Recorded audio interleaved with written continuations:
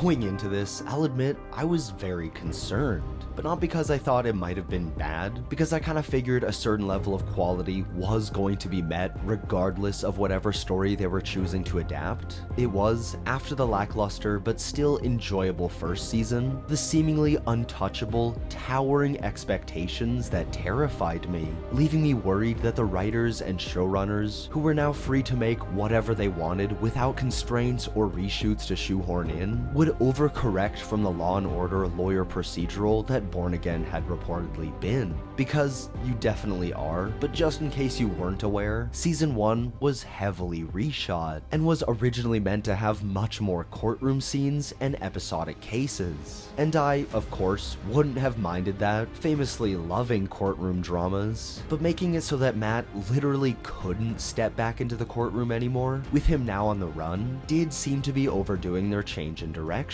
However, having actually seen the premiere, and now having a loose grasp on what those changes entail, I can hesitantly say, nah, this was worth it. Not with as much confidence as I'd like, at least not yet, because this is just a fraction of the season overall, but I finished this premiere with a wide smile on my face and was excited and ready to dive into new episodes of Daredevil every week.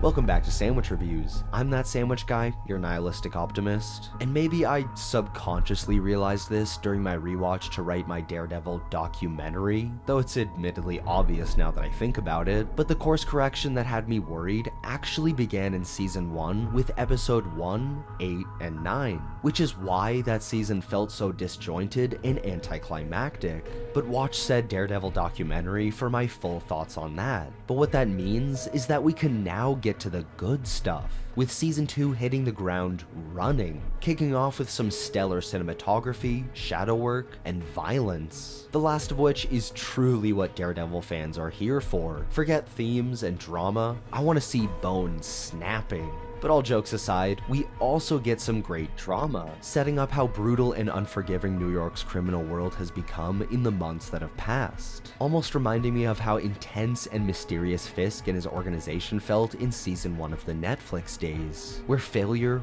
wasn't an option for those henchmen, but all of which was mixed in with a high-budget Uncharted-esque quick set piece. Well, it's not that cool or involved, just having a singular shot of Daredevil holding onto the side of a hallway like he's Stephen Strange facing Mads Mikkelsen. But Uncharted 3 was my first thought upon seeing that genuinely exceptional shot of Matt trying to keep his balance as the boat capsized. Although that explosive opening does also contain an awkward moment of Matt grabbing a security camera, which could be down to the silly angle that was seen, but I think all came down to the length of the shot, holding for just a second or two too long, and giving the audience that fraction of a moment to think about it, reminding me of Robert Pattinson's Batman leaning down to look at the Penguin. A jaw-dropping shot contained in a breathtaking sequence, but lasts just a hair too long, making that moment awkward. He's just standing there, menacingly! Fortunately, even when he's awkward, this Daredevil looks good.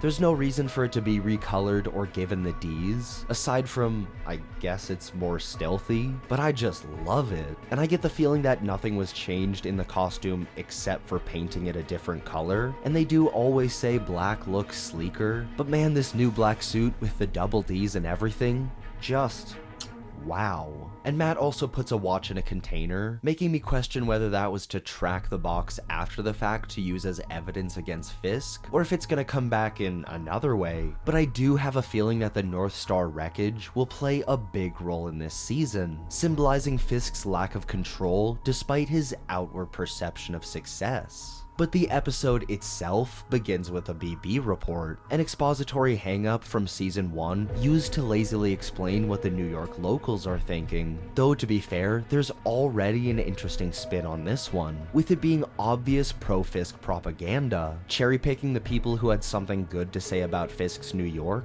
and no one else, which is then combated with a Mr. Robot-styled anonymous video, and that, plus a well-lit shot later on, contains a bunch of discussions on Ben Urich, who, in light of him being an integral character to Daredevil's comic mythos, is just nice to see having an effect even this far out. But after seeing this show's version of the news, my first thought was that BB was making both vignettes, crafting the BB report to keep her head attached to her shoulders, and the anonymous video to keep her conscience clear, though it's just as likely that another techie vigilante like Micro or someone is doing this, though that character's return does run into some continuity issues. But during all this, we also get a throwaway line about how much time has passed between seasons, that being around 6 months, and how Matt and Karen have been quietly jabbing Fisk, hoping they could assemble enough evidence to hold Kingpin accountable, going about daredeviling like they had in the past. And maybe if they keep it up, it will eventually work, catching a lucky break and finding someone on the inside that'll testify. But in reality, and what I think this season is building to, is a shakeup of the whole system, because they need to change their now terrible status quo before too many people are unlawfully captured and detained, or worse, killed.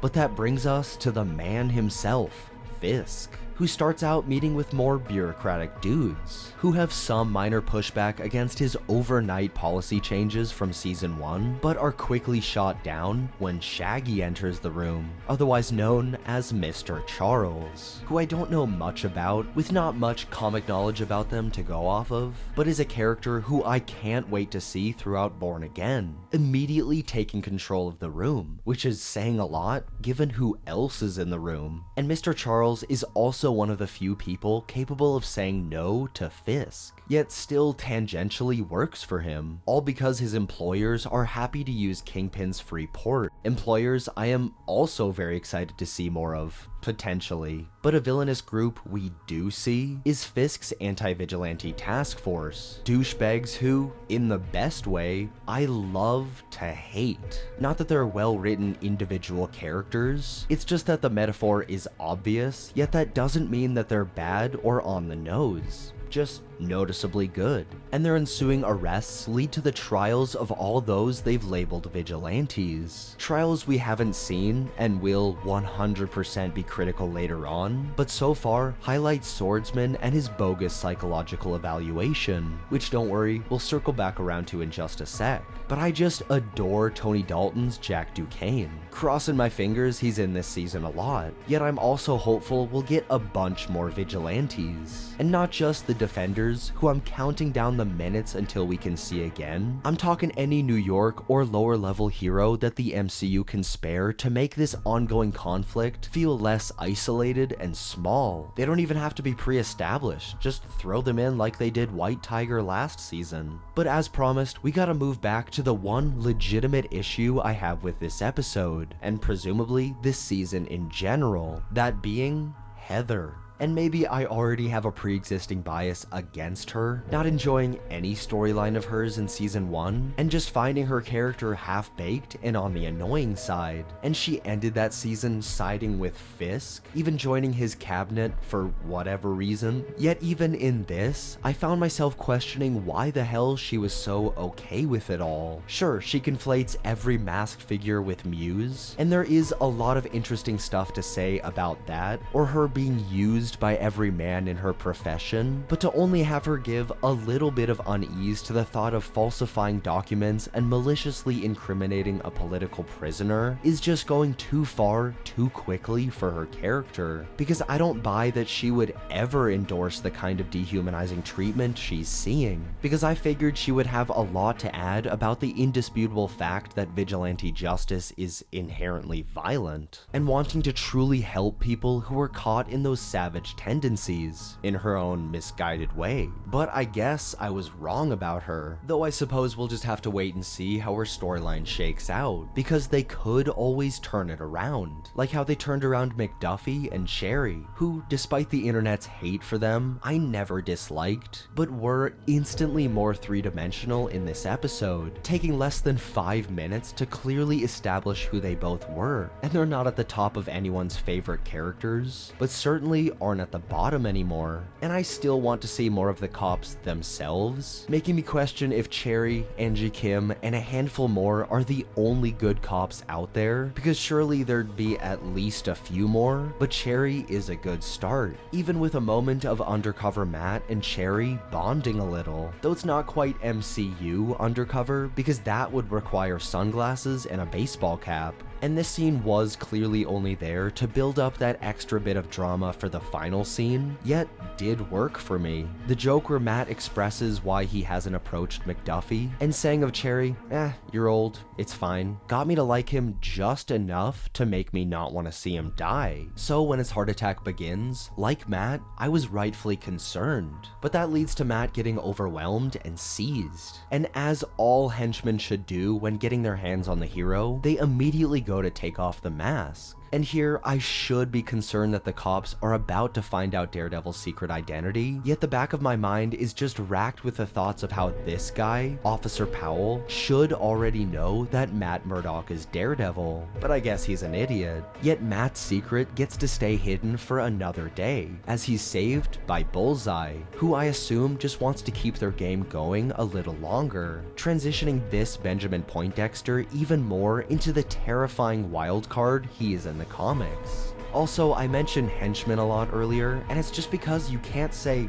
goon anymore. I won't explain why, but people have ruined it. Anyway, all in all, this makes for a premiere that starts with a breakneck pace that, if kept up, could make for one truly entertaining season, where all I have left to say, aside from concern we'll have to wait a few weeks to see the Defenders, is how Daredevil's black coloring will slowly be smudged and chipped off, until at the end, he's back in the red. But those are my thoughts on Daredevil's Season 2 premiere. Did you enjoy it as much as I did? Leave a comment down below and let me know. And as always, thanks for watching. Make sure to leave a like, subscribe for weekly video essays and reviews, and enjoy a delicious sandwich.